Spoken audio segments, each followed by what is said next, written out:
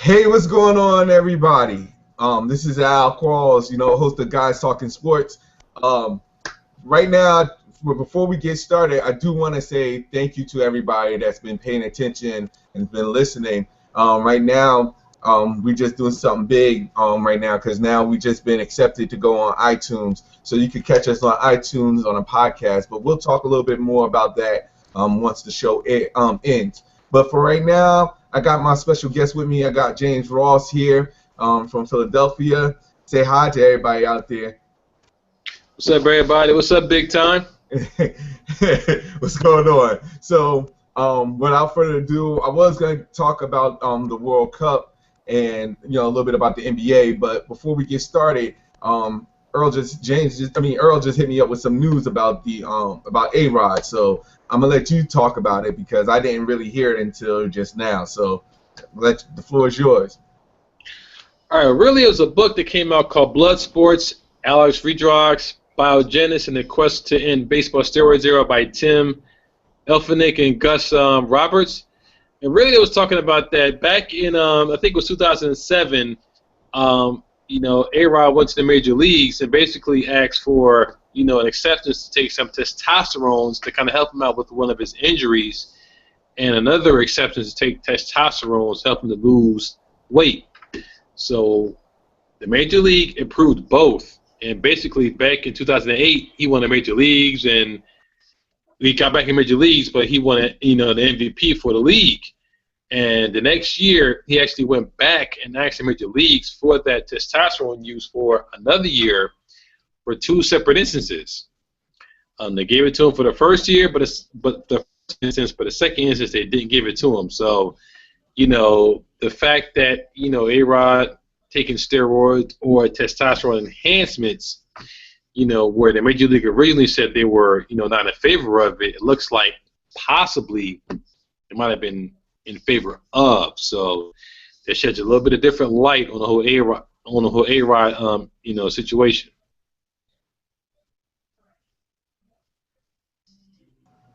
I did.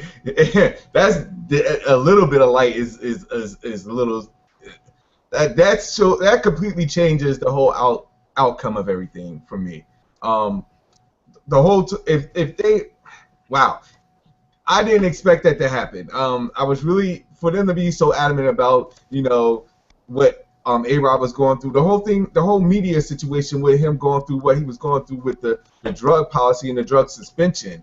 Now to hear this coming out is very, very interesting. Yeah, I mean, in 2008, 3 major leaguers were granted exemptions to take drugs to treat that. Excuse me for getting the pronunciation incorrect. Hyperrhodesium, which in 2006 through 2013, only 15 were granted for that for that acceptance. In 2008, only 3 were. So at least from what some people have said, that the major leagues knew what was going on and were okay with some of the people having that testosterone enhancement. But all of a sudden, once it got out that it was drug enhancement, looks like major leagues decided to take a step back and act like they didn't know what was going on. Wow. Based on this, that changes the whole outcome, the whole scope of things. Because now you're throwing. It's like now that there's some fuzziness in what you're saying because you were so adamant about A-Rod not knowing about all this and A-Rod going the way that he was going. Now there's pretty much no what's the word I'm looking for? Like there's pretty much it's pretty much you're saying one thing, and if this is everything about this book is true, you really did know something that was going on, which kind of makes it you're not telling your whole side of the story, and that's really something that I'm really interested to hear down the road because if that is correct and they did know something, you can't that throws the whole suspension and everything into something crazy. I'm very interested to hear more information about it. Looks like I lost Earl for a minute, so you're back. But Yeah. I didn't hear it, so like I said, I'm very curious to hear what other people's concern about this is. So. Yeah, this is pretty much like a breaking news that happened today. So I'm pretty sure there's going to be some more information coming out. We don't know all the details or all the facts about it coming out, but I'm pretty sure there's going to be a lot more information coming out about this as the days and the weeks go on, and it might lead some weight to what A-Rod was coming at the major leagues for about some hypocrisy about what they were doing and how they were treating different players. But I mean, we all knew that steroids was going on for a long time in the major leagues. And as long as major leagues were getting a lot of press from it, and the whole home run thing with Mark McGwire and the other guy was going on, they weren't saying anything. So now that steroids got into it, they were acting like they were trying to jump back and say, hey, we didn't know, but come on, somebody knew something. Yeah, someone had to know something, and not only that is basically is now it gives some credit to A-Rod, which is crazy enough to believe. But now he has something to actually to carry, and you lose a little bit more from the Major League Baseball as a whole. So it's like I said, I didn't see this coming, but I'm definitely interested to hear more about this. I have Adrian Catwell with me. Just joined in. What's going on? What's going on, Blair? I'm here, man. We talking about Earl just hit me up with the Major League the A-Rod situation. And this new news? Yeah. I didn't know if you was aware of it as well. Nah, I haven't heard anything about it. Oh man, a Yankees fan? Come on, man. Let me fill you in. Apparently, it's a book coming out saying that in the major leagues granted A-Rod permission to take some testosterone for a specific use back in 2007, and of course in 2008, he went on to do the MVPs. He did 54 home runs. He did 156 runs batted in, a .314 average. He won an MVP that year after the league granted him permission to take testosterone for limited use in 2007. Interesting. Very interesting. So there's documented proof that he has this? Apparently approval from the league. I mean, it's a book coming out right now. They're saying that, but we're not sure. Then in 2008, three major leaguers were granted exemptions to take the drugs to treat hyprodesnine. So, and from 2006 to 2013, maybe like about 15 guys are granted that same exemption to take testosterone, which sometimes the major league frowns upon for that kind of syndrome and also weight loss. Just in 2008 going to 2009, A-Rod wanted to take that for weight loss or something other. Then he granted him for the first, but not for weight loss. So I don't know. That's your boy, man. That's your Yankees. Huh.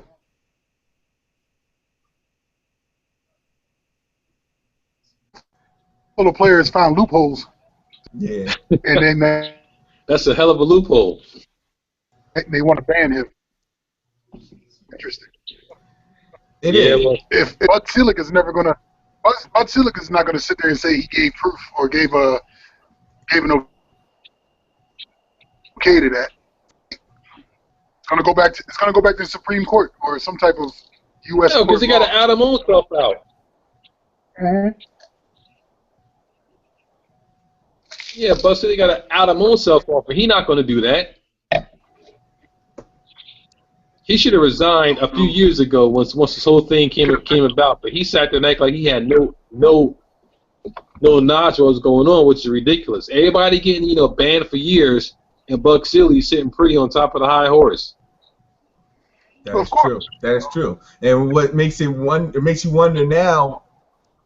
It makes you wonder now what the league is going to do about this. I mean, that's something that you can't expect with everything that you've accomplished or quote unquote accomplished up to this point, to have this come back and bite you. It's really going to be an issue.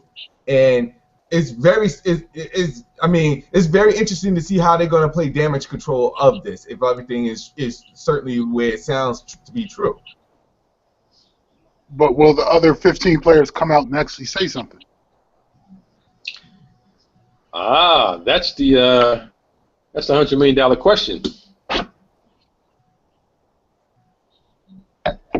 I don't know. A-Rod is doing this to, just cover. A-Rod is doing what he needs. Will the other 50 there to say they were using a banned substance, even though the league granted them permission to do so?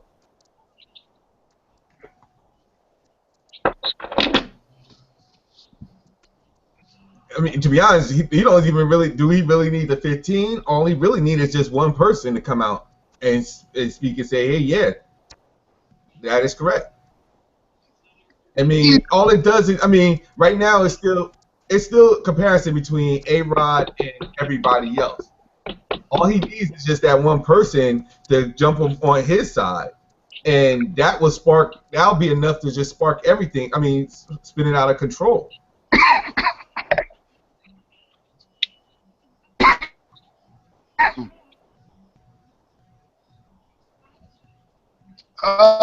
Yeah.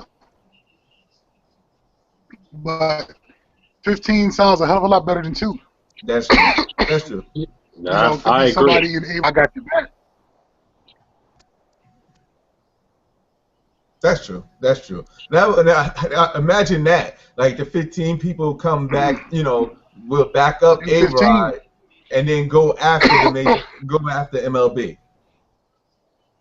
After all the stuff that A-Rod did in the beginning to, you know what I'm saying, where the 15 didn't support him to begin with. That is true. I definitely want to keep up more onto this and see what else. I definitely want to know more because it just won't stop here. I mean, there's got to be some more news about this coming down the road. But if we can segue for a little bit from still in baseball, I want to ask my man Adrian, who you think is going to be better, ALE East or ALE West? Because ALE East is all over the place.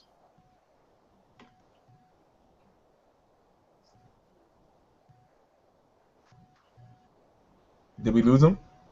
I don't know. It looked like it might have. Yeah, I think we lost him.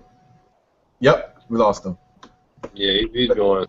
Well, once he comes back, we'll definitely ask him that question because you're right. I mean, the way the ALE East is the Yankees at this particular point, I don't understand how come they're not hitting. That to me is just, and the fact that they're still in the hunt in the ALE East. I mean, after losing how many consecutive, maybe 4 or 5 consecutive games, but yet they're still in the hunt. I don't know, but it's a lot of it's tight for the ALE East. I mean, you got really 3. No, well, at this particular point, you got maybe like 6 games separating first from third. I mean, yeah. But we all know it's a long season. That can flip and change within 2 weeks. No, that is true. That is true. That is true. It's a very long season, but yeah. I expected a little bit. I expected a little bit more. Yeah, but the Oakland Angels are definitely doing their thing right about now. They don't even got a budget that, let's say, the Yankees or even the Boston Red Sox, even the Dodgers got. I mean, right now, I mean the Dodgers is really not doing that. It's still okay, but they're kind of treading water. They're second in the NL West, but really, come on. Yeah, I think it's just in teams in general where you spend so much money to try and get the try to get everybody, but with baseball, Major League Baseball, sometimes you don't even need that. Tampa Bay Rays was the perfect example of that.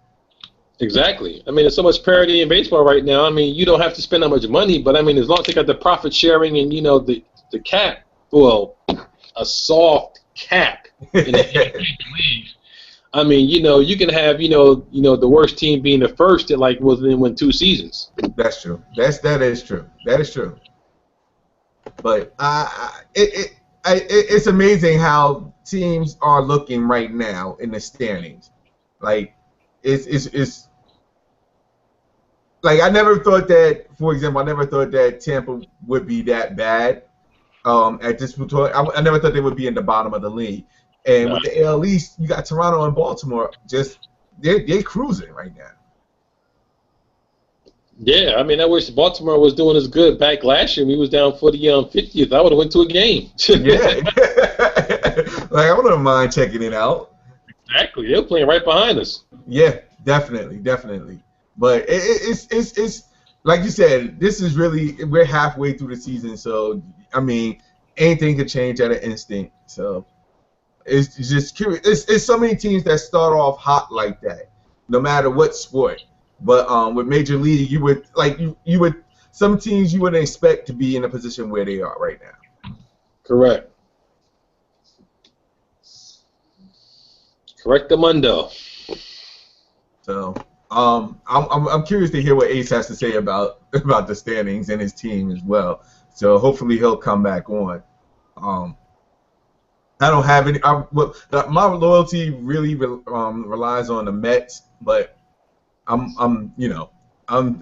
not gonna say I'm a diehard Met fan. I'm a casual Met fan. You're a casual Met fan as much as I'm a casual Yankees fan. So I'll watch them if they're on TV. But once I can understand why they didn't give Cano a contract, but I'm like, I wish they would have gave Cano a contract instead of Ellsbury, a former Boston Red Sox who gave all that money. And you wouldn't give Cano the money, really? But Cano was asking for a lot of money. Yeah, and a lot of years. He could took a little bit to let some other people come on, but he was asking for a max contract. Well, here's my question: do you think he really deserved it at the time? I should say. Yes and no. I think he kind of did deserve. I think he kind of didn't deserve, which is probably the reason why the Yankees probably. I don't think he lowballed him, but I think they didn't give him as much as he wanted to. Mm-hmm. But the Dodgers had the cash at the time. Well, they had the money to give him, and they just paid him up. I mean, excuse me. The Mariners had the money to pay him, and they gave him up, and he just, he went for the money. Yeah. To be honest, that's what I mean. As far as players in general, sports players in general, that's why I don't really understand some people's, their mindset sometimes, because if you're at a peak or you're playing well and you're playing for your final contract, you would think that you would want to go after, play to your best ability to get the maximum contract you deserve. So I can understand how Cano wants to, he felt as though that contract was good enough for him because he felt as though he was the best player, which rightfully so. If he deserves that contract and somebody offered that to him, by all means, why not take it? But I don't know. I guess a lot of players right now, I'm not saying in the major league, but just in general, sometimes they just feel as though that the max is not really all that, is not enough anymore. Yeah. Like with Major League, everything is guaranteed right off the bat, right? Major Leagues, basketball, only people that ain't guaranteed. Well, Major League Basketball and hockey, only people that ain't guaranteed is football, which, in my opinion, should be guaranteed outside of everybody else. Yeah, no, I agree. Definitely agree with that. Or at least portion of the contract should be guaranteed. Agreed. So, still waiting for Adrian to come back, but until he comes back, we could go back into MLB. Let's talk about the World Cup. Yeah.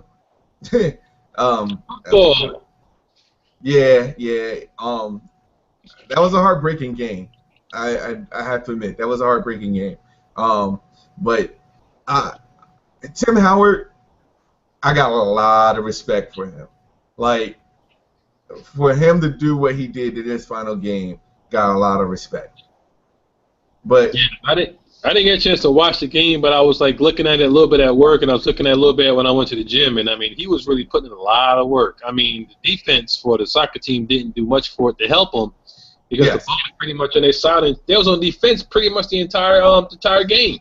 Yes, and that right there, I don't know if it was the players or the coach how they set it up, but I'll put it like this: if it wasn't for Tim Howard, that would have been a blowout game.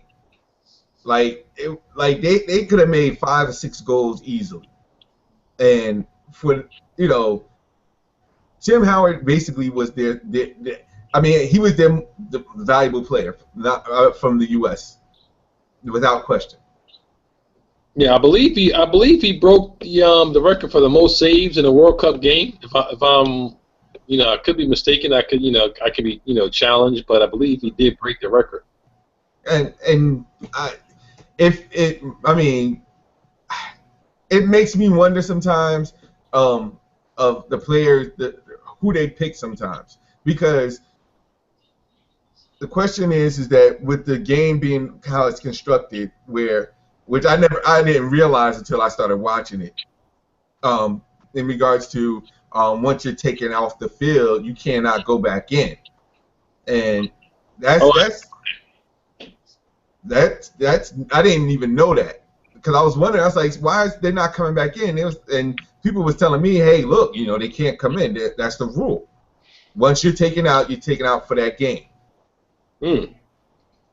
So I mean, I just wonder how it was constructed. I really need to. The one thing that it made me did was pay attention to soccer a lot more, because truth be told, I never really watched soccer. I was never an avid soccer person or fan of that nature. But I have to admit, the USA, this whole World Cup thing made me pay attention to it a little bit more.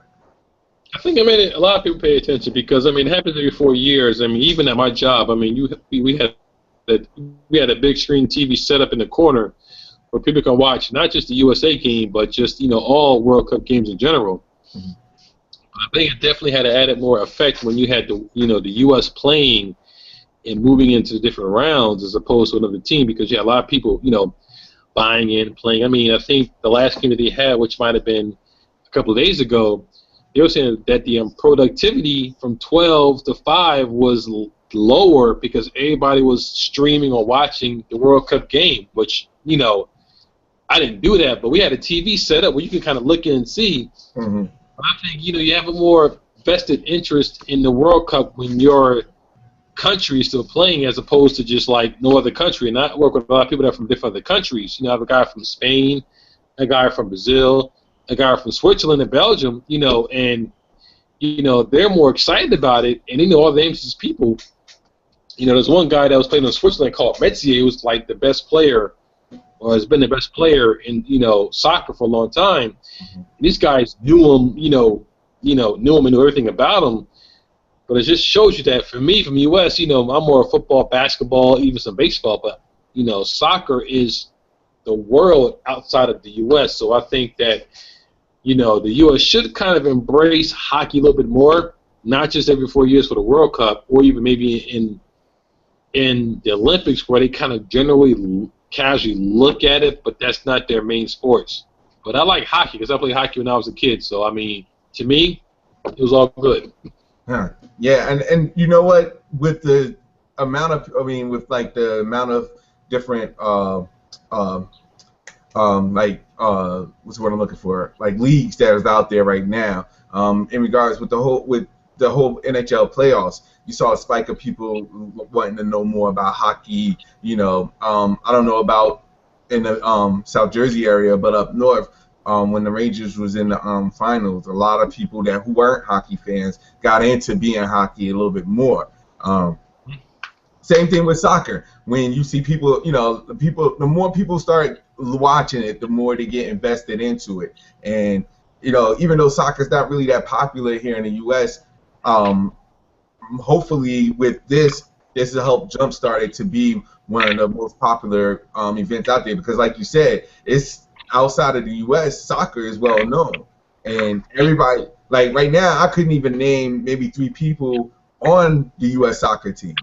Other than Tim Howard. So, it's definitely something that hopefully catches on where people start to get more feel for it and more fan support, and which is something I see it happen. So I hope so, because like I said, I played soccer when I was in elementary school, high school. I even played for them, max in school back when I was in high school. So No, I played. I hope it gets a little more press than what it's been getting in the past. I mean, I think because it takes a while sometimes to get a goal. It's not as fast and as paced as basketball or football. Maybe along the same lines as baseball, but baseball is more like a U.S. pastime, where soccer is more like a world, and it's not a much vested interest in it. Yeah, and to be honest, because I was hearing talk about this now that they were taking some type of poll. I don't know why I'm at this particular point, but they were saying that with the way baseball is right now, a lot of people will not be surprised if soccer actually goes past baseball. I really don't know, and especially in the U.S. because, like you said, baseball is America's pastime. But a lot of people that are saying soccer is a little bit more of it gains your momentum even when you're heading to school or go. It's in the same scenario as NHL, like hockey. So you're gonna start to see people that's looking into stuff like that more because it'll catch their interest maybe a little bit more. I don't see that surpassing any of the major sports that we have in the U.S. right now, but who knows down the road? Yeah, I think the farther the U.S. would have went, even if they won the World Cup, I think if they won the World Cup, then you can't ignore soccer in the U.S. at all. Yeah. If they would have made it to at least the finals or at least the semifinals, you can't ignore it. The way they got bounced out, maybe, but I would like to see hockey. It's live all over the world except for the U.S. I mean, you call football a different kind of football here, but the football is genuine all across the globe outside of the U.S. Yeah. No, I agree with that. I definitely agree with that. So we'll see how everything pans out, but hopefully people will still continue to watch the World Cup even though the U.S. is gone. Find out more information about all the other teams that's out there. I'm gonna still watch it. Hey, I can get some hours off at work, so I'm gonna still watch it. Yeah. Now, the only way right now I just catch the streams. For whatever reason, I know some people watch it at work, but I at this particular point, I try to watch it. I try to catch on it every now and then, but my work sometimes don't give me that luxury to do that. So. Same here. Here. All right. Real quick, well, I guess we'll talk a little bit about the NBA since that's also been some big news. I guess we'll start with the whole thing with the LeBron and the Heat, with Chris Bosh and Dwayne Wade all opting out, and Udonis Haslem. I'm going to mention those guys as well because they're still the Miami Heat, part of the Miami Heat. It's not, to me, it's not always about the big three, but they're all opting out. LeBron is also, of course, asking for the max. What do you think about that? In that response, everybody else is willing to take cuts, and LeBron offering, wants the max. That's a good question. Let me be clear about this one here. I don't think it's fair, per se, for LeBron James to ask for the maximum salary and then have Wade and Bosh take cuts. Really, Wade, agreed to have Bosh and LeBron come to his team, and he took a cut then to have them come to his team. So how can you ask the man who's on the team to take another cut, and the guy that you asked to come, bring him here, get more? Now, granted, he got you he got you 2 championships during that time. But guess what? Wade got them a championship without LeBron and without Bosh. So for me, the one person who I think should not take a cut is Wade. And I don't like that.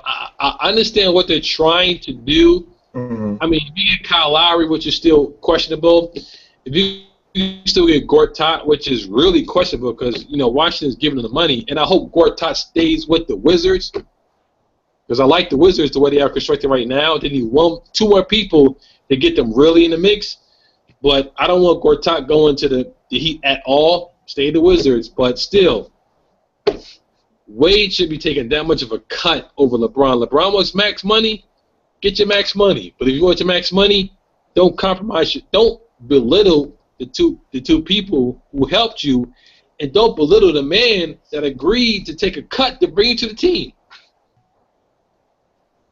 If you want your max money, go somewhere else to get it.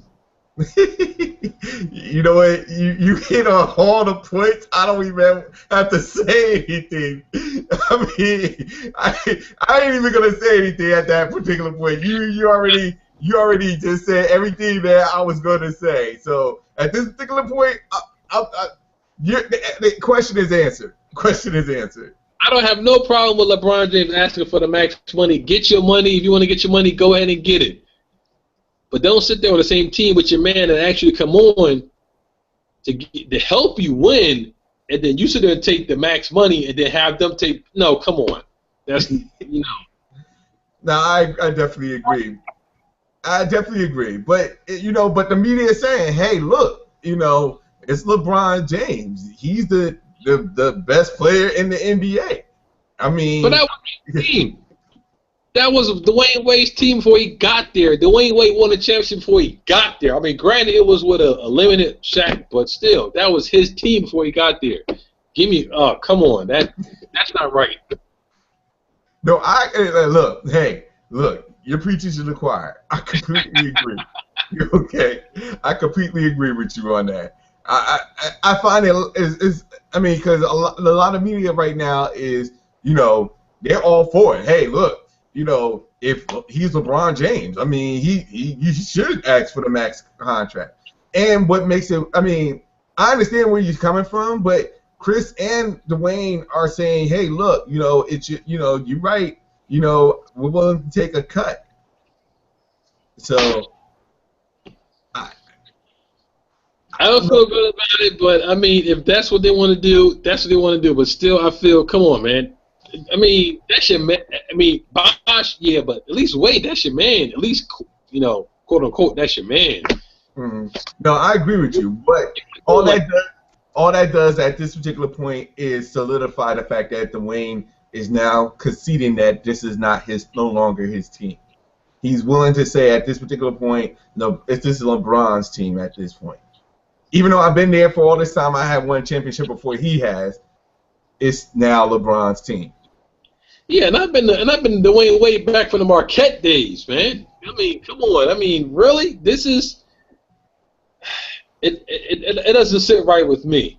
No, I agree. Trust me, I completely agree. At this stage, at this particular point, people have to realize is that what makes it even more crazy is the fact that you already know that you're on your tail end of your career, or you're going downward on your career. It's not like that you're at your peak like you was before. So the question is, why not get the most money that you can right now, instead of opting out? You won your championship rings. Regardless of what LeBron does, you always, even if he does go to another team, whatever, that's still fine. If he stays with you and you guys win another championship, you're still going to always have that one more championship than him.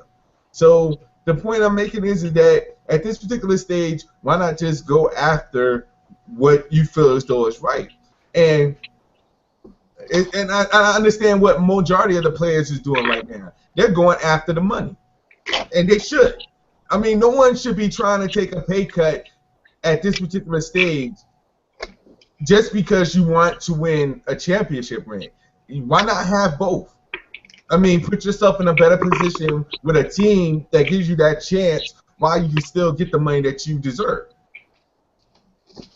No, I agree. You had I think it was Tim Duncan that went and took a pay cut. A hell of a pay cut a couple of years ago. And look what happens. He went to the finals last year, should have won, went to the finals last year, and won the finals this year because he took a pay cut to allow the Spurs to bring in, I think it went from $23 million to $18 million. That's almost a half a pay cut. Yeah. So allow the Spurs room to bring in Parker, to bring in Ginobili, and to get all other pieces in there, and it's worked out well. Yeah. Now, see, Duncan is the exception. You're right. Duncan is the exception because he already knows that he doesn't have to do it by himself.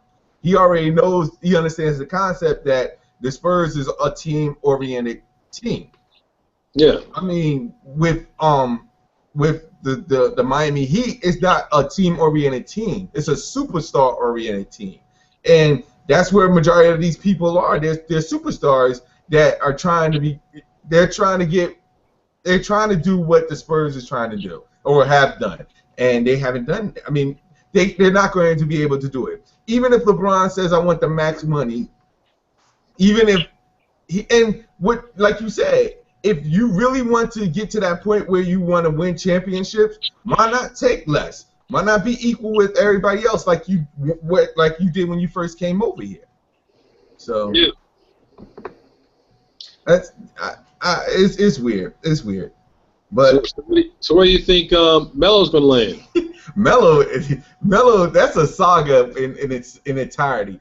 To be honest, let me phrase this: he got two chances. He's not going to Houston to play with Harden and Howard. Come on, Howard really sucks because he hasn't been good since the Orlando days.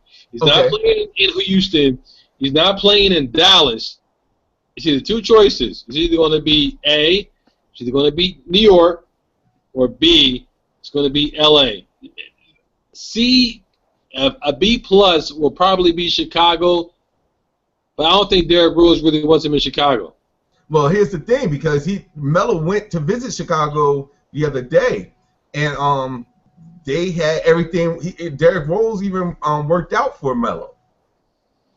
So Derrick Rose was there to try and get him. Tosh Gibson was there because Melo wants Tosh Gibson to stay. Yeah, you can't get rid of Tosh Gibson. If they get rid of Tosh Gibson, they would be absolutely stupid.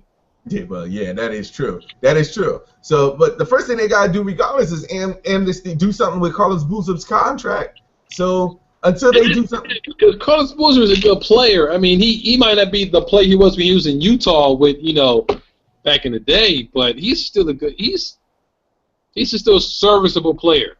Yeah, he is, but not for the contract that he has. No, you got to amnesty him and get him off the books. Yeah, definitely. But even if they do that, then they'll have enough to sign Melo. Which, to be honest, I mean, it's the right. I mean, everything is there for him at this particular point. With Chicago, it gives him the opportunity to win a championship, and it gives him the opportunity to make the money that he is asking for. Even though New York will give him more, it would be beneficial for him to get both out of both pieces, because if he stays in New York, it'll be all about the money, and he's not going to have a chance to win championships there. At least not the next 3. Well, in the next 4 years. Yeah. No, I completely agree with that. So at this particular point, I'm interested to see him if he picks any other place. To be honest, in my opinion, if he picks any other place besides Chicago, I'm very curious. I mean, I'm very interested in the reasoning why he picked that place. L.A. I would see him go to L.A. Him and Kobe, I don't know. For whatever reason, I just don't see that being a fit unless you have the right coach. And no, I agree. You have to have the right coach, and you have to have really Kobe deferring to Melo, which he hasn't deferred to anybody really, out of behest since Shaq. And I mean, the early days of Shaq, because once they got to championship 3, he wasn't deferring to Shaq for much of anything. Yeah. But they're friends. I think he might, want to come on. It'll take the load off of him, and I think for L.A. and Kobe in the long run, having Melo there would allow Kobe to kind of play himself in. He doesn't have to be the point person on offense all the time. It will allow him to kind of play into the game and get himself back in the step. And I think the relationship between him and Melo was the point where he may be probably will be willing to say, hey, look, only got 2 years left. This is your team. Let me play into it. Let's try to go for one more year. I mean, but then if Pau Gasol goes to, let's say, Miami or Dallas or Houston, then that's it.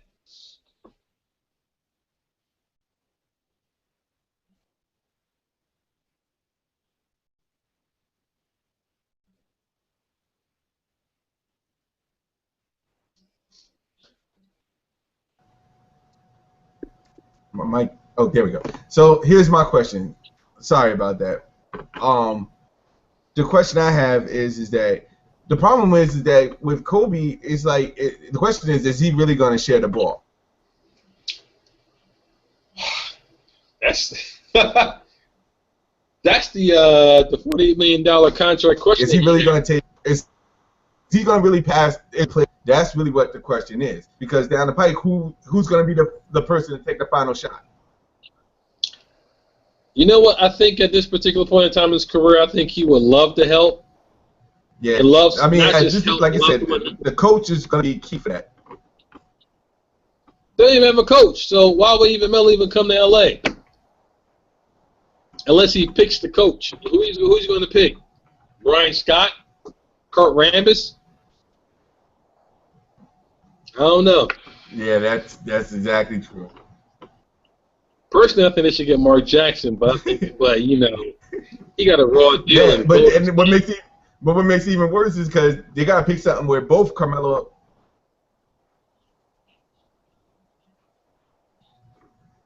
Well, to be honest, I'm gonna be honest with you. Before I was saying, yeah, he got a raw deal, but I'm more curious as to what was the differences of opinion with Mark Jackson and management. Like, is it because he wanted more power, or you know, I'm more curious to find out what actually happened for that to happen. I should say. I don't know. That's a good question. I mean, you know, they were saying there were some differences between the both of them, but you know, we won't really know for a couple of years. But I always thought that he was a pretty good coach. Yeah, he is. But the thing about it was that, and to be honest, I really didn't think about that as much until this whole thing with Jason Kidd came into light. So, like, when that came into light, that made me took a step back and say, because there had to have been something that was going on between management and Mark Jackson. So, I'm more. It makes me more curious to find out what happened, what actually happened there. So, I'm curious too. Real quick, while we on that. Okay, good. No, you go ahead. Now, I was gonna say while I'm on the subject of Jason Kidd, real quick, I'm not even gonna go into a 10-minute, 15-minute rant about it. Real quick, Jason Kidd, I was I like Jason Kidd as a player. Was one of my favorite. Will I be right back while I get a refill? Because I have go ahead. Because I have a 1-minute rant on Jason Kidd myself. Okay. All right. So while he does that, I'm gonna go on my quick rant. Real quick, Jason Kidd, loved him as a player. One of the all-time Nets. A Brooklyn Net fan from New Jersey days. So you could tell that this was something I wasn't okay about the initial hire as him being a coach because it was his first year. I felt as though that he needed to be some type of assistant, but gave him the benefit of the doubt as a first-year coach. By midway through December, I said, you know what, this may not work out. But he turned it around. But in actuality, I like Kidd as a coach. I mean, as a player. As a coach, on the other hand, I thought he was pretty decent as far as the first season is concerned. After that, now it makes me realize a couple of things about Kidd, but I'm not going to go into that because I have my special guest, Earl's going to talk about it for him about the Jason Kidd situation. I could do my whole 15-minute rant. That'll be another podcast, but the floor is yours, Earl. I'm going to do it for maybe less than a minute, but what, as I was saying in Stephen A. Smith terms, what gall do you have?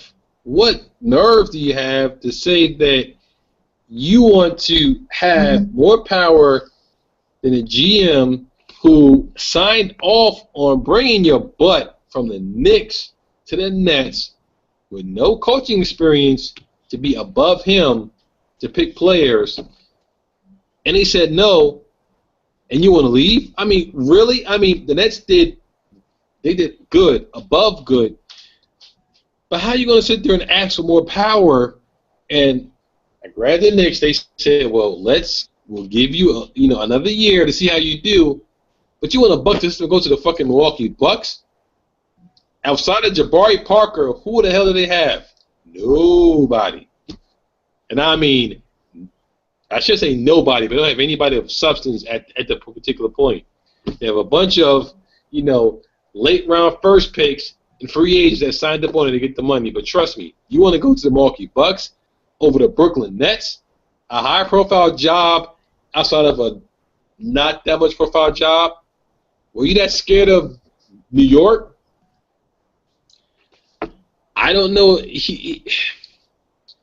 I may get where he wants more control, but he's doing it in the wrong kind of way. I think if you'd have got to year 2 and year 3, maybe, and you had some good success, okay, I would give him more, credence where you can ask for that. After your first year, your first coach experience, not high school, not college, not assistant coach, but an NBA coach, you're getting millions of dollars, and really, you're going to buck the Knicks for that? You know what? As the Knicks said, and they gave him a second-round pick, they shouldn't even gave up that. They should give him some cash and have him going. I wouldn't give him a second-round pick for anything. And I'm being very kind because I had a bigger rant at work for this, but I'm being very kind. Mr. Quarles, the floor is yours. Well, you pretty much hit all the points. To be honest, I was kind of happy that they got 2 second-round picks for Kid. I didn't expect them. Everybody was talking about getting a first-round pick for him. I wasn't expecting that because, to be honest, he's a first-time coach, first-year coach. So he couldn't have gotten a first-round pick like they did with Doc Rivers or any of the other coaches that they traded for. The whole thing about this was just it's a business thing. I can understand, but like you said, Jason Kidd, it was a bold move, definitely a bold move on his part. I mean, but kudos to the Nets organization for saying no. That it's utterly ridiculous. But it's more surprising the fact that Milwaukee ended up wanting to bring him, and yet they traded him just to be a coach. It's not official that he's doing any of the GM roles that he wanted to do in Milwaukee. So all you did was just trade the coach from Brooklyn to Milwaukee. And I have to say, from the Milwaukee management, it's a pretty messed up move how you hired Jason Kidd before you fire Larry Drew, the head coach. Because what that says as an organization is that, basically you're not doing things the right way. So how are you going to get others to look at you when they see this being an issue where you don't even have the gall, the audacity to even tell Larry Drew, hey, look, we're looking at other people. He had to find out from the internet and from media, social media. I mean, at this particular point with Milwaukee, the owners, they pretty much messed up. They dropped the ball on this big time. And from the Nets aspect, they actually did a good job because in the end, they ended up picking up Lionel Hollins, who to me is a better coach. And they picked him up for more money that Jason Kidd was originally offering. I mean, they offered Jason Kidd. So it's a win-win for the Nets in both aspects. For Milwaukee, that's really, you have a lot of damage control to do. A lot of damage control, and that's hopefully something that you could clean up because you're not just from this aspect. You do realize that other people, coaches, general managers, players, they're looking at how you handle this situation. And when they see that you don't even take the time to tell the previous coach that, hey, we're sorry, but we're moving on to bring in another coach, that really, from a business aspect, that's a bad look, because that's like saying any person doesn't want to hear from another person that their job is being let go when you're not that's like saying a coworker coming to you telling you, hey, we're sorry that you lost your job, and you know nothing about it because the boss didn't tell you anything that you lost your job. That's really something that you have to understand from a aspect, from a player, or from anybody. You don't want to hear it from somebody else. You want to hear it from the horse's mouth. And when you don't tell that person beforehand, and yet you doing deals behind the person's back to bring in another person for you, it's an issue. And it looks bad, not just for, granted, the whole Jason Kidd thing, that the whole organization that's from the Milwaukee Bucks, it looks bad. And whether you realize it or not, if any person is looking at this, they're taking notes and saying, okay, why would I want to go there with the possibility, with the way the ownership is right now? They don't care. They just, they'll hire new people behind your back. And a lot of people will feel that, especially Larry Drew. Now, I'm not saying Larry Drew did a good job as far as his coaching with the Milwaukee Bucks, but he deserved the respect for them to let them know that, hey, we're looking at other people first, regardless. And I feel as though that's something that the Bucks organization didn't do. So hopefully they get their act together. Hopefully at this particular point they're stuck with Jason Kidd. Hopefully they can turn it around. They got Jabari Parker, so that would be a good start. But hopefully they could turn it around where they build up the respect that they need to build up. So I'm not going to talk more about that because, like I said, I could go on, continue on my rant. At this particular point, I lost Earl, so we're probably just going to end up calling this a day. So I'd like to thank Earl. He probably had to go handle some business, but I'd like to thank Earl Ross for coming in, giving his insight about the sports world. Really appreciate it.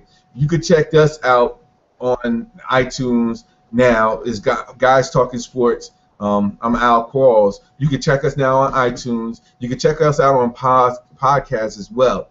So I will send the links out to everybody on Twitter. I'd like to thank everybody on Google Plus, the Hangouts group, on Twitter, everybody that's been supportive. Again, you can reach me or hit me up on Twitter. I'm at I am Al Qualls. You can also hit me up on Google Plus under Al Qualls. So again, this is Al Qualls, host of Guys Talking Sports, and we'll see you on next week. We'll talk more about sports as we always do. And I'd also like to thank, special shout out to Adrian for hopping in as much as he can. I really appreciate the fellas, Adrian and Earl, checking us out, coming in, giving insight as much all the time. So again, this is Al Qualls, and I will see you until next time. Take care.